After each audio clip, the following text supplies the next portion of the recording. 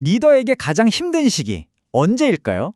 대부분은 아마 첫 해, 그러니까 1년 차를 떠올리실 거예요. 그렇죠. 근데요, 데이터가 가리키는 진짜 위험한 해는 따로 있습니다. 오늘 그 놀라운 진실을 한번 파헤쳐 보겠습니다. 리더에게 가장 힘든 애가 언제냐고 물으면 아마 대부분의 사람들이 1년 차라고 답할 겁니다.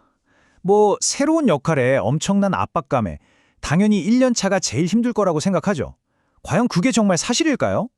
바로 이 이미지가 오늘 이야기의 핵심을 아주 잘 보여주는 것 같아요. 처음에는 길이 쫙 뻗어 있는 것 같지만 진짜 어려운 구간은 저 멀리 눈에 잘 보이지 않는 곳에 숨어 있죠. 리더의 여정도 사실은 똑같습니다. 네, 바로 이겁니다. 우리가 흔히 아는 상식, 그러니까 1년 차가 제일 힘들다는 통념과 실제 데이터 사이에는 아주 흥미로운 격차가 존재하거든요. 오늘 우리는 그 격차를 데이터로 직접 확인해 볼 겁니다. 자, 그럼 먼저 도대체 왜 우리는 1년 차를 가장 힘든 시기라고 생각하는지 그 통념부터 한번 살펴보겠습니다. 물론 1년 차가 힘든 건 맞습니다. 하나부터 열까지 다 새로 배워야 하고 모든 눈이 CEO 한 사람에게 쏠려 있죠. 근데요, 여기서 정말 중요한 건 마지막 항목이에요. 바로 유예기간, 이게 있다는 거죠. 사람들도 어느 정도면 아직 1년 차니까 하고 기다려주고 이해해준다는 겁니다. 자, 이제 그 통념을 넘어서 실제 데이터가 보여주는 진실로 한번 넘어가 보겠습니다. 바로 2년 차라는 위험지대입니다. 자, 이 그래프를 한번 보세요. 이게 러셀 레이놀즈 어소시에이츠라는 곳의 데이터인데요. 1년 차에 그만둔 CEO 44명. 그런데 2년 차에는 몇 명이죠? 무려 87명입니다. 거의 2배나 되는 수치예요. 3년 차 상반기에도 60명으로 여전히 높죠. 더 놀라운 건 말이죠. 2년 차와 3년 차 초반에 회사를 떠나는 CEO의 수를 합치면 1년 차에 거의 3배에 달한다는 사실입니다. 이 숫자가 던지는 메시지는 아주 분명하죠. 진짜 위기는 바로 2년 차에 온다는 겁니다. 아니, 그렇다면 왜 하필 2년 차일까요? 도대체 뭐가 2년 차를 이렇게나 위험하게 만드는 걸까요? 지금부터 그 이유를 좀 더 자세히 살펴보겠습니다. 이걸 보면 딱 이해가 되실 거예요. 1년 차가 약속의 해였다면 2년 차는 이제 증명의 해가 되는 겁니다. 비전을 세우고 팀을 꾸리는 단계에서 이제는 그 비전으로 실제 결과를 내고 팀의 성과를 입증해야 하는 단계로 넘어가는 거죠. 기대치의 성격 자체가 완전히 근본적으로 바뀌는 겁니다. 그러니까 2년차 CEO는 이런 복합적인 압박에 직면하게 되는 거예요. 허니문 기간은 끝나고 물려받았던 문제까지 전부 자기 책임이 되고요. 말로만 하던 전략은 이제 눈에 보이는 성과로 증명해야 하고 반대 목소리는 점점 더 커지죠. 게다가 1년 동안 정말 앞만 보고 달려왔잖아요. 그 에너지가 서서히 떨어지면서 깊은 고립감을 느끼게 되는 겁니다. 정말 힘들 수밖에 없는 시기인 거죠. 하지만 이 위험이 그냥 피할 수 없는 운명 같은 건 아닙니다.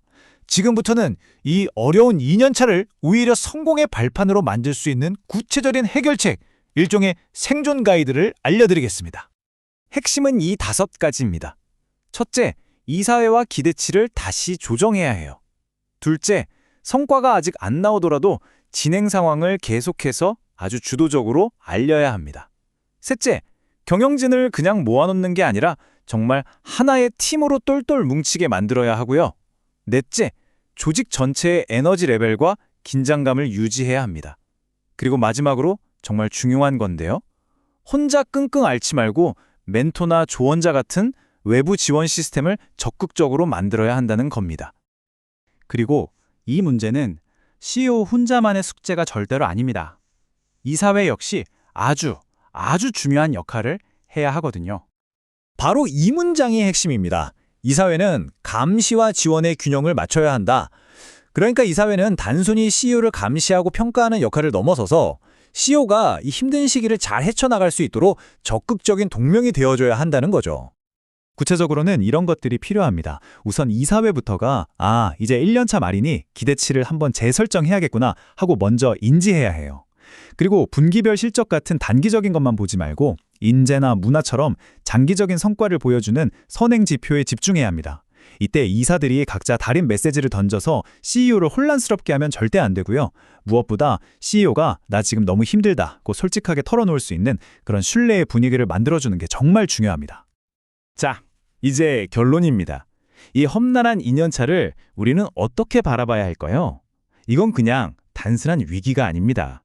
2년차는요, CEO가 단순히 그 자리를 지키느냐 마느냐 하는 생존의 문제가 아니에요. 진정한 성과를 내는 리더로 거듭날 자격이 있는지를 스스로 증명해 보이는 과정인 겁니다.